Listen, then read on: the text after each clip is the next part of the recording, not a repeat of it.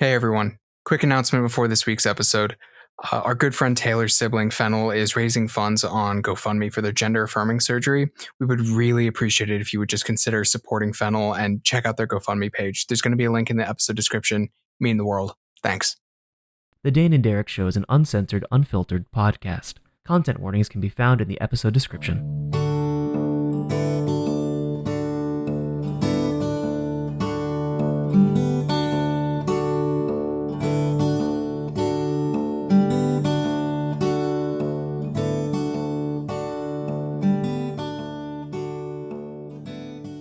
Hello and welcome to the Dane and Derek Show, a podcast where two nerdy friends keep in touch and shoot the shit.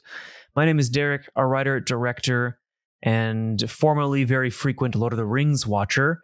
And with me, as always, is my good friend Dane.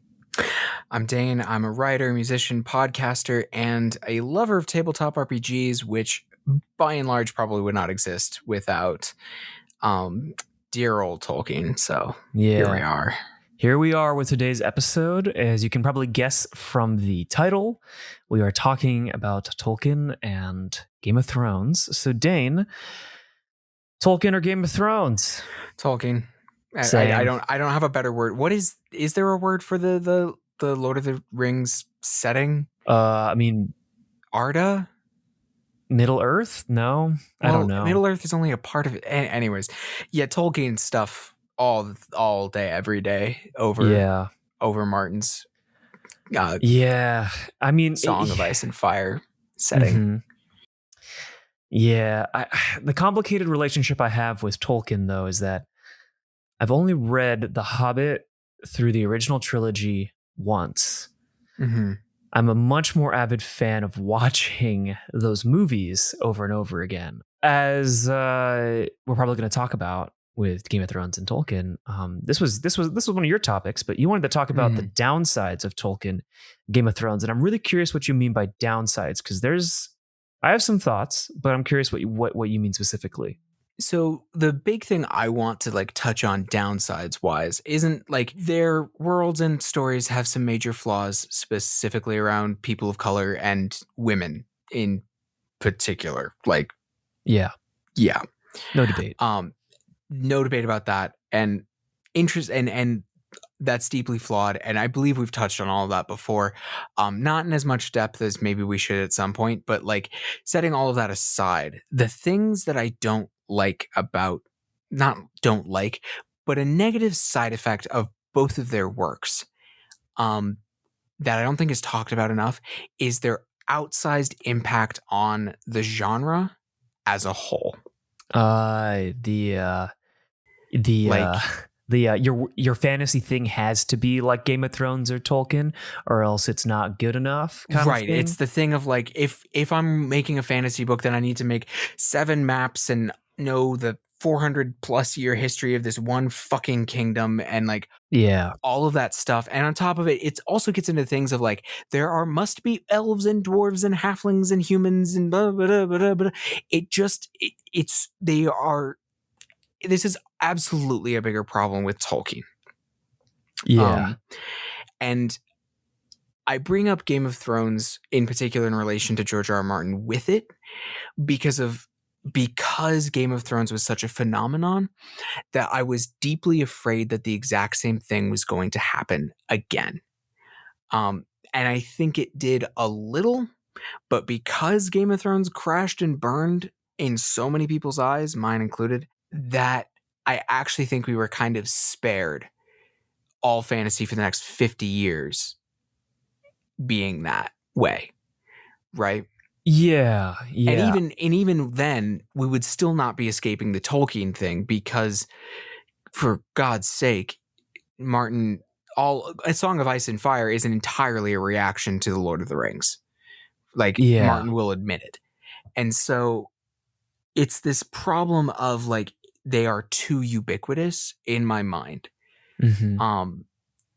Such that Dungeons and Dragons, for fuck's sake, the playable ancestries, the elves, the human, that's all Lord of the Rings. Yeah. Right. Yeah. It's so, I'm pretty forward about this, but I'm not a Game of Thrones fan. It's just a bit too violent, a bit not my kind of cup of tea. And I think what's interesting about the phenomenon of Game of Thrones is that people really love the show, not because it's fantasy, because it's like a political and social drama. And I Yeah. think that the problem with if that became the fantasy genre, there's a lot of implications there that I think can only, it's tiresome to watch people get backstabbed and horrendously assaulted. And I think that with Tolkien, there's like, I know that his intention was, or one of his intentions was to create a mythology for England.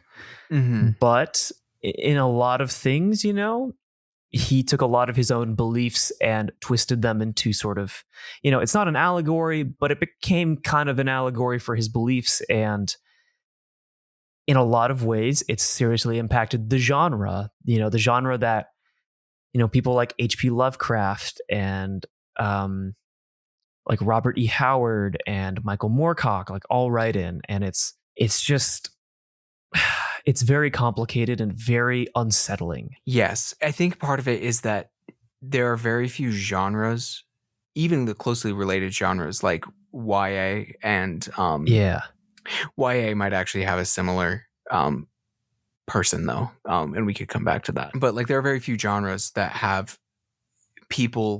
singular writers and creators that hold such deep influence, especially over the trappings, not just the themes, right? Yeah. Honestly, not that many people actually copy Tolkien's themes. Right. But most people capture the trappings. The swords, the fantasy races, the vaguely Eurocentric view of things, and the fact that the world's basically always on the line. The high fantasy. Yeah, and so it's like I feel like we were kind of spared because like with Game of Thrones, because I'm not a fan anymore either. I was for a while because I quite liked a lot of the way the story was going, and I was like anticipating the build. Like I was kind of appreciating like the slow burn on the fantasy bits, if that makes sense. Yeah. But one thing that I was afraid of was like, oh God, are they going to take away that like what people liked was the hyper violence and like everybody's also sort of evil? Is that the thing that everybody's going to take away? And now fantasy is just going to be that way in a big way for a long time, especially fantasy like in television and film, which would be a real shame. So yeah, it's odd that there are these just like quote unquote like titans of the genre. And yeah, I don't even know what to do about it because like on the other hand, it's not monolithic, of course. Like you can go find other sections, like you can go find Ursula K. Le Guin's fantasy work or Terry Pratchett's stuff, and that stuff is like or even Neil Gaiman to some extent, like that stuff tends to be pretty counter to like the Tolkienian side of fantasy. But like your Brandon Sanderson stuff or yeah, or like any of the D&D novels. Oh yes. Yeah, so like the Legend of Drizzt, all that, it's for me, my sort of struggle with it, I think like I don't know, as like a Filipino kid like enjoying the Lord of the Rings, it was always very difficult to kind of insert myself into those worlds without feeling very out of place because of, they're very Eurocentric.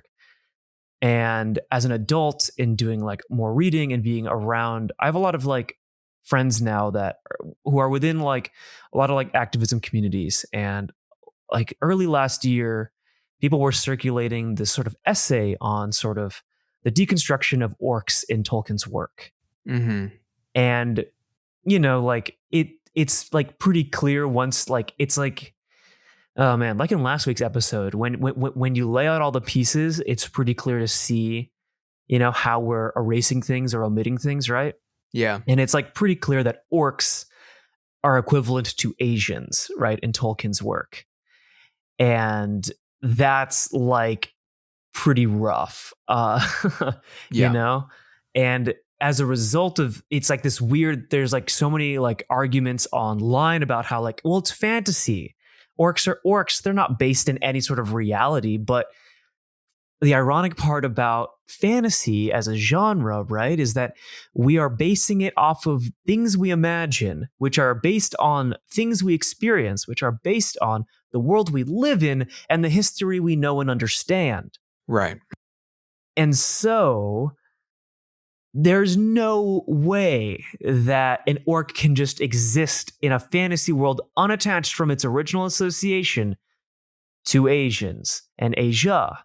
And that I think is like something that I find a lot of people unable to kind of remove from these sort of titans of the genre. They're Right. unable to, they're not willing to critique those sort of fundamental brokenness of all that. Cause it's, like, we sort of are like, in a lot of ways, like the medium of, or like the genre of fantasy is trying to kind of erase that kind of the like where it started, right? It's trying to erase the origins of it so it can exist on its own, but like you really can't. And I think that's kind of where I get sort of bummed out with Tolkien and Game of Thrones in particular, is that Mm-hmm. because of how big they are and because of how many people would die for those, books and those movies and those shows, even after Game of Thrones crashed and burned, even after The Hobbit crashed and burned, it's Yeah. still, people will still show up. Like, they're making like 3 more Game of Thrones shows, and Amazon's doing Lord of the Rings, which is now Mm-hmm. officially like the biggest television production ever, right? Yeah. And it's one of those things where it's hard to, I think it's hard to talk to people who haven't had a lacking of being represented in these bigger titan of fantasy works, right? Right. And on top of that, it's I think on average, most people's exposure to fantasy probably starts and stops with Lord of the Rings and Game of Thrones. Yeah, yeah. And Star Wars, Exactly. depending on how you want to classify Star Wars or like a Greek mythology, right? Yes. But it's like that's like not that much. There's so much out there, right? Harry Potter, maybe. Yeah, too. Harry Potter. Harry Potter is the other monolith. Oh yeah, Titan, yeah. right? Like in the YA, like Harry Potter. Geez. We could get to that another day. Yeah, we got to do an episode on the problems of Harry Potter. We have to do we have Harry Potter. But again, it's another human beings are flawed. Yeah. So the things that we make are flawed. It is what it is. There's a lot to go. We can be mad at JK. We can super be mad at her. I think Harry Potter still has a lot of redeeming values as a work in and of itself, but right. I mean, same with Lord of the Rings, right? Absolutely. It's and I think that's what makes it complicated, right? It's like I think you're right. There's a lot of redeeming qualities to, like Lord of the Rings and even Harry Potter, right? Yeah. Void of the creators, right? Right, and the thing is, basically, we always just have to kind of square with the fact that like you just should be consuming art and media with a critical eye.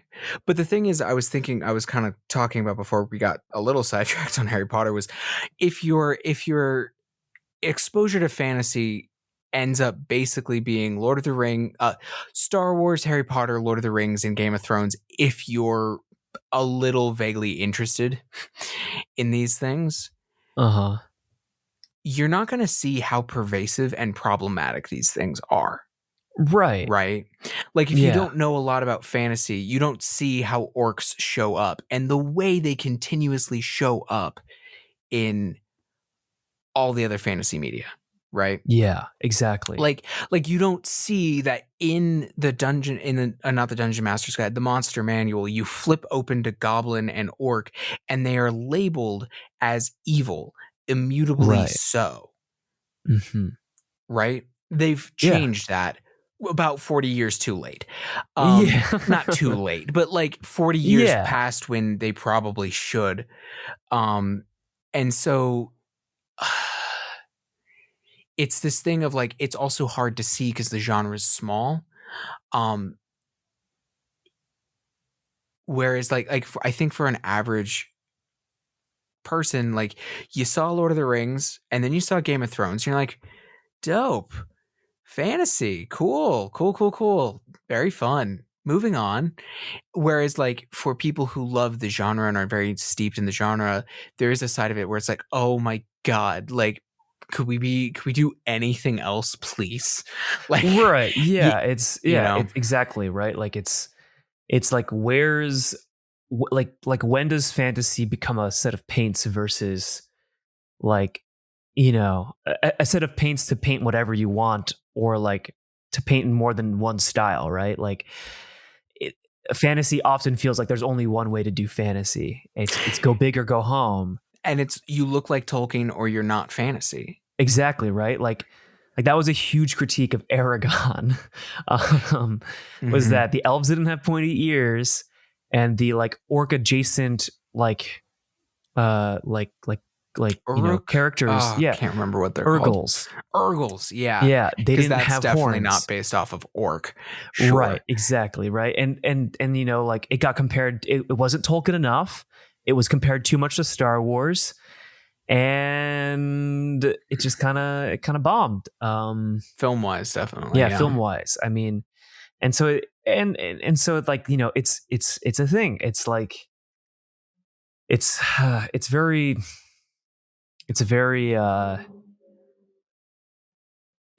I think for me, as someone that has loved the genre and does one day want to revisit making a film in the genre, I think ultimately what pushed me to stop kind of making sort of fantasy films in that kind of way are all those Tolkien and Game of Thronesisms, right? Like everyone's looking for the next Lord of the Rings or the next Game of Thrones, but the problem with that is that that's not what's interesting about the genre of fantasy. What's interesting about the genre of fantasy are like,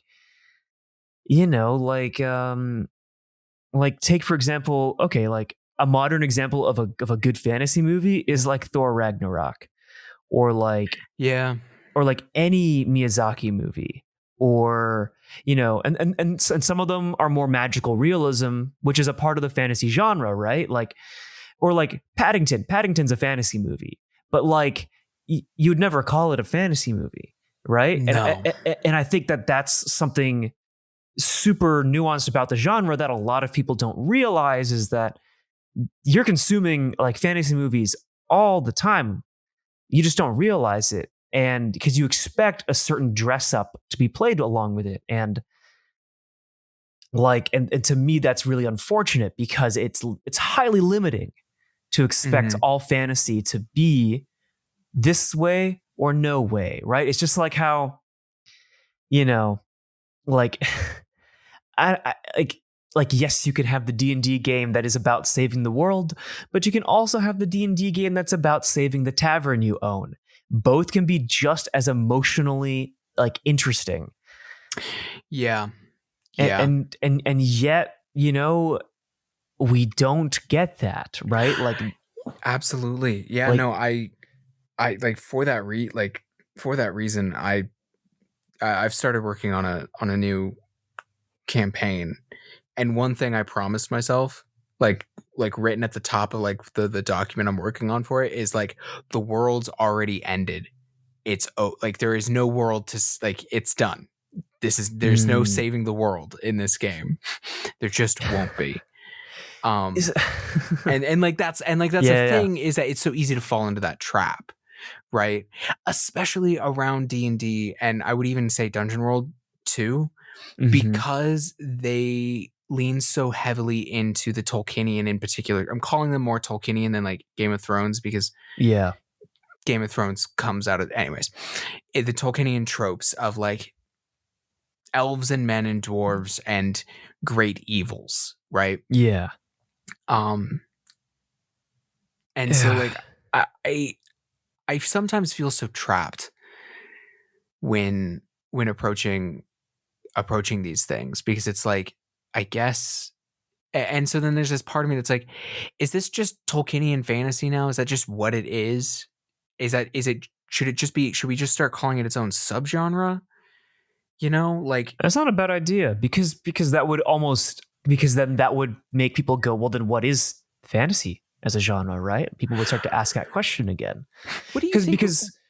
Well, what were you going to ask? I was gonna say, well, what would you consider fantasy? Is it just the inclusion of the supernatural or the magical, or Anything that's fantastic.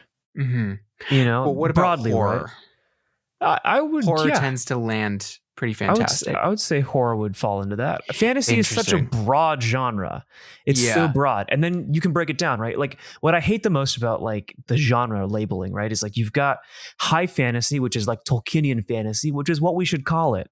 Because when you call it high and low fantasy, which is, I love low fantasy, or like sword and sorcery as my preferred name of it, which is like individual, like the differences between high fantasy and low fantasy, or Tolkienian fantasy and sword and sorcery, is that Tolkienian fantasy is usually about the state of the world, and the characters and their journeys are ingrained in that. Whereas sword and sorcery, the characters are the story, and the world's a little bit more, it's not about saving the world, it's about getting that next paycheck or whatever. And I think that, there's differences within that. And I think that I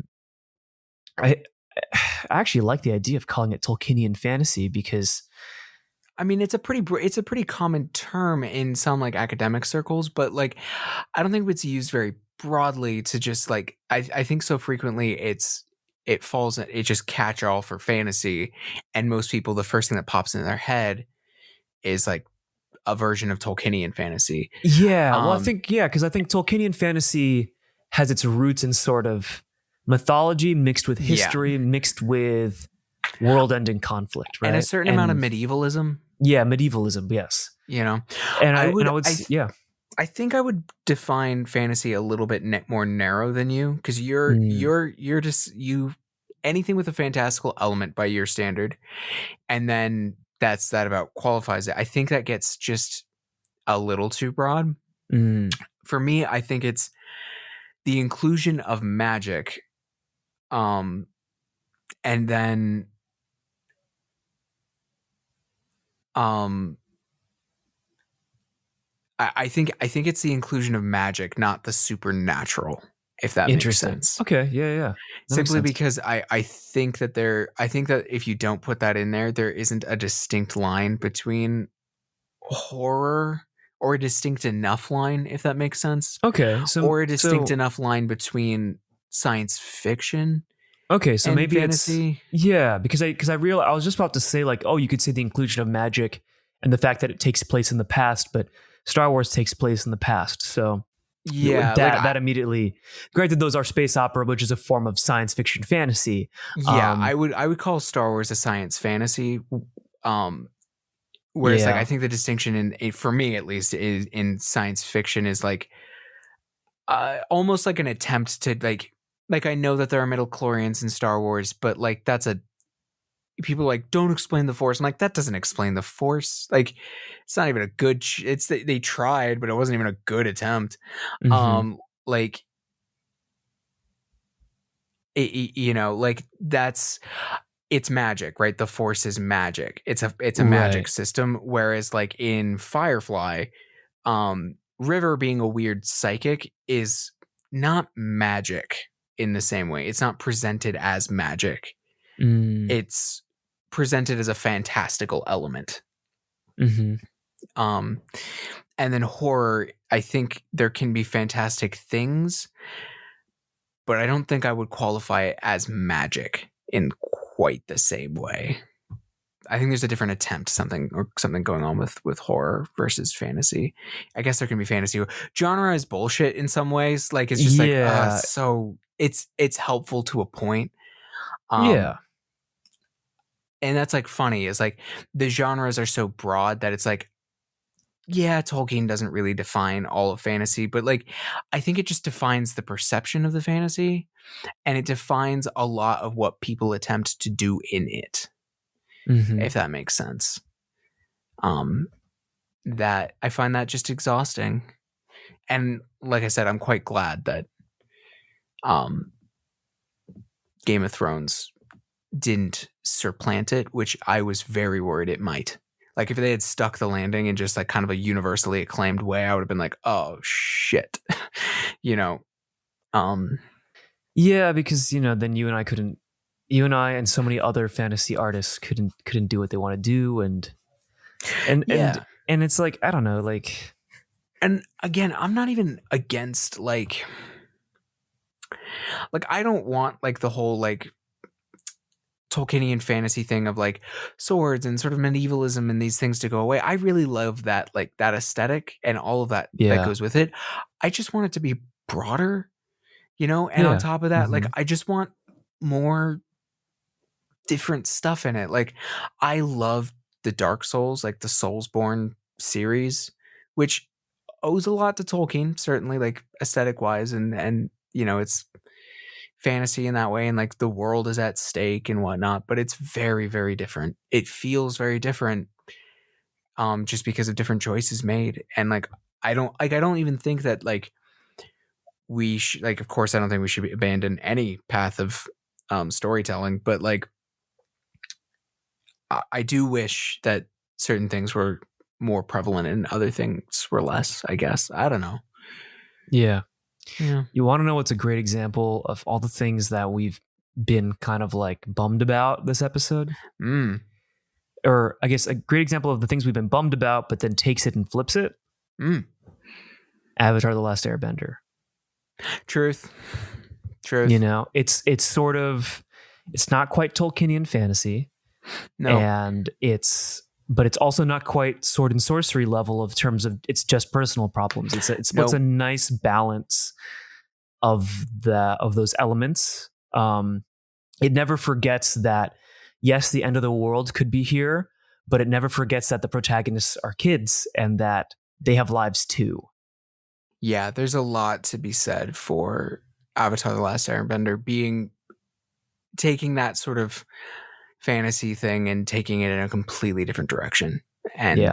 I really do appreciate that. I honestly, I guess at the end of the day, what this whole topic has been about for me is just been like, I feel like these two authors have put fantasy in a box, and it's a box that only exists if you're not looking for other stuff. But most people aren't looking for other stuff, so they don't think fantasy goes much beyond a long-haired dude in a grimy suit of chainmail swinging a sword at somebody, right? Like, Yeah. and I really would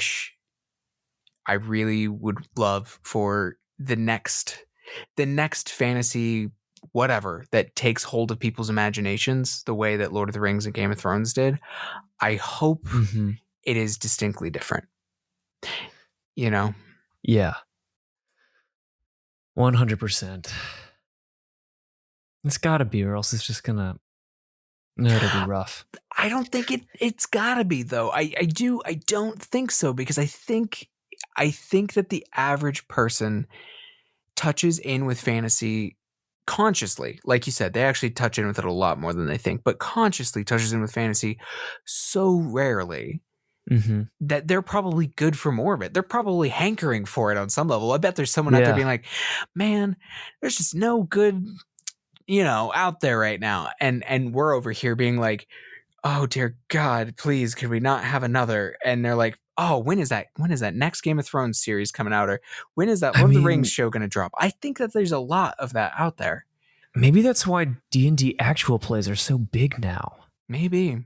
Because it's like just enough grounded in reality in that it's playing a game to where someone can be like, okay, this might be something I'm interested in that wouldn't classify me as a fantasy nerd. But then it's just enough in the fantasy vein to be like, oh yeah, it's like Tolkien, Game of Thrones, and oh wait, there's so many of these shows. Oh my Yeah. God, there's one for like, there's hundreds of these shows. I can find everything I like. Mm-hmm. Right? Like, Yeah. I don't know. So maybe that's part of the phenomenon. I would agree. I'm interested to see where it goes. Yeah. I lament the fact that sometimes authors' works are so genre-defying. We will talk about Harry Potter in the future. Yeah.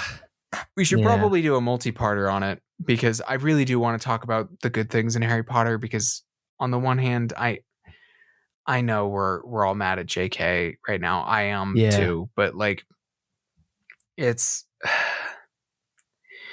the thing is, like, okay, so she's like everybody else. Are we gonna? Anyways, we'll get into it another day. Teaser for some time in the future. In the future, we've got Green Knight and Harry Potter coming at you at some point in the future. That we do. But for now, that is it on this week of the Dane and Derek Show. You can see what movies I'm watching on Letterboxd at Benig-Aiello. And Dane, where can we find you and your existence on the internet? You can find me at my website, danewrites.com, where you'll find links to my writing on Substack, links to my podcast, Diceology, my music, and my Twitter. Yeah. I'm enjoying having these things. That's good. Nice. I'm glad. It's nice because you're enjoying that. I felt like I sent people too many places before. This feels nice and contained. daneswrites.com. There we go. Cool.